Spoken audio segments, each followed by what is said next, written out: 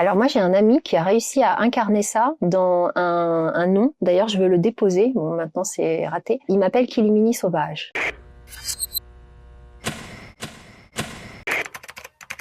Abdenbi Nait Barka. Corinne Nait Barka. Ça commence par BE. Je suis née à l'étranger, mais BE comme une vraie Casablancaise.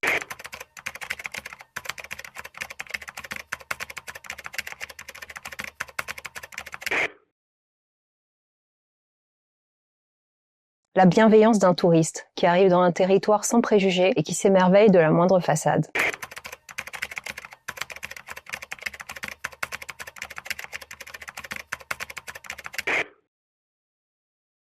Si, Casablanca, c'est la ville cosmopolite, c'est la ville où on peut se révéler, on n'a pas besoin d'avoir un certain nom, un certain réseau, un certain statut. Je trouve que c'est la ville qui révèle.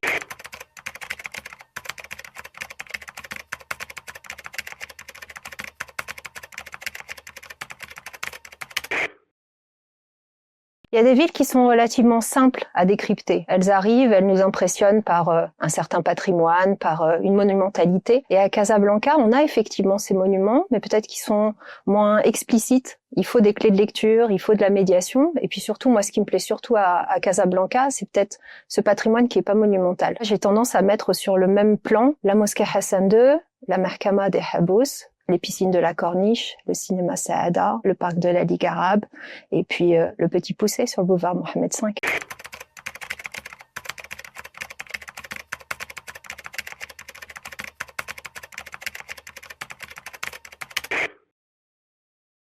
Non, non, non, il y a plein de manières. Et d'ailleurs, je fais pas de choix, puisque moi, dans la solution que j'ai lancée, rien qu'à Casablanca, je propose 24 circuits. Et je suis convaincue d'ailleurs que c'est toujours pas exhaustif, puisque là, j'en ai en tête plein dans la tête. Et je veux à la fois donner à voir peut-être ce patrimoine pittoresque, que recherchent des touristes, puisqu'en fait, moi, c'est peut-être le paradoxe de ma solution, c'est qu'on a tendance à la mettre dans la catégorie tourisme, mais elle s'adresse avant tout à des locaux qui sont curieux de l'endroit dans lequel ils vivent. À Casablanca, tout peut être émerveillement. Ça peut être effectivement une scène dans un marché, ça peut être une façade art déco totalement décrépite, mais où on sent un âge d'or qui a disparu.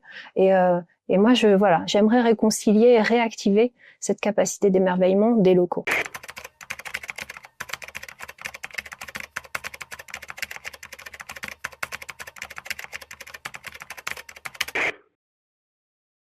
En 2026, faut être lucide. Une association, c'est à la fois des convictions, c'est de la passion, c'est du militantisme, mais aujourd'hui, sans dialogue et sans partenariat, on fait pas avancer les causes. Donc c'est pas d'une manière opportuniste que je dis ça, parce qu'on garde aussi notre capacité de réaction et de poil à gratter. Je suis d'accord que ça peut paraître un peu une combinaison pas gérable. C'est aussi la manière dont aujourd'hui fonctionnent les associations qui arrivent à générer le plus d'impact.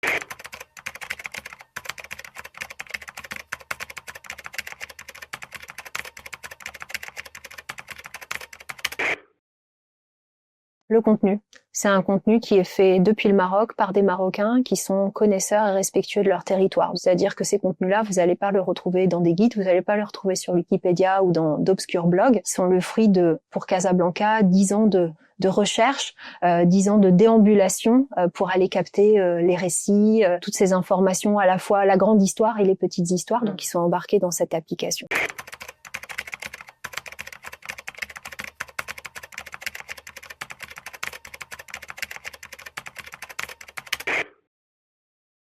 J'ai tendance à dire que l'intelligence artificielle et même plus globalement, on va dire la nouvelle technologie et le digital, ça dénature pas du tout le patrimoine. Ça a tendance même à l'augmenter. Puisqu'en fait, moi, je me sens pas du tout en compétition avec l'expérience physique des lieux, mais je la booste. Et moi, au final, je me positionne avec des clés de lecture qui, en plus, sont accessibles, très démocratiques, puisque mon guide, il est accessible à tous. Je considère vraiment que c'est une sorte de facilitation d'accès à la connaissance, d'accès au récit, d'accès à la ville qui est mise entre les mains de l'utilisateur avec un outil au final qu'on a tous dans la poche. Pour moi, ce qui dénature vraiment le patrimoine aujourd'hui, c'est pas la nouvelle technologie, c'est le silence, c'est l'irrespect de nos monuments, c'est le fait qu'ils ne soient pas protégés, qu'il n'y ait pas de signalétique, qu'ils soient pas intégrés dans des parcours de découverte.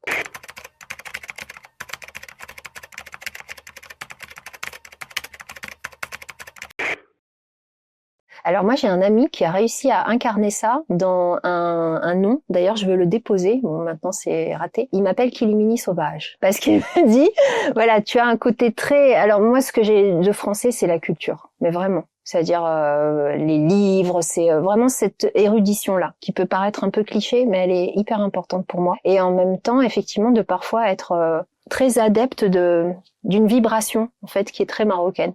Et que j'aime bien cultiver, et en jouant presque les clients mystères.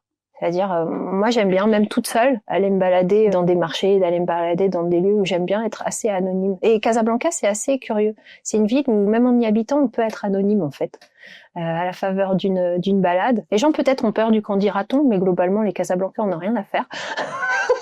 Voilà, et il y a une vraie bienveillance de qui passe à un moment dans une rue. Ça génère plus un bonjour et un sourire.